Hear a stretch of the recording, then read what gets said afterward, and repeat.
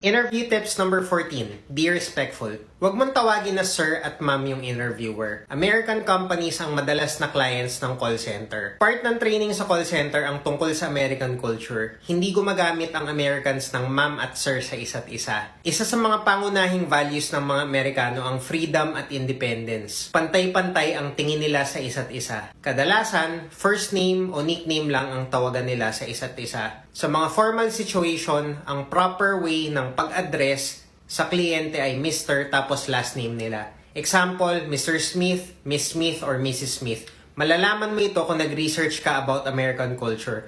Pagdating mo sa interviews, pag sinabi ng recruiter na, "Hi, my name is Jason," sulat mo kagad sa notebook mo para hindi mo makalimutan. At Jason ang itawag mo sa kanya.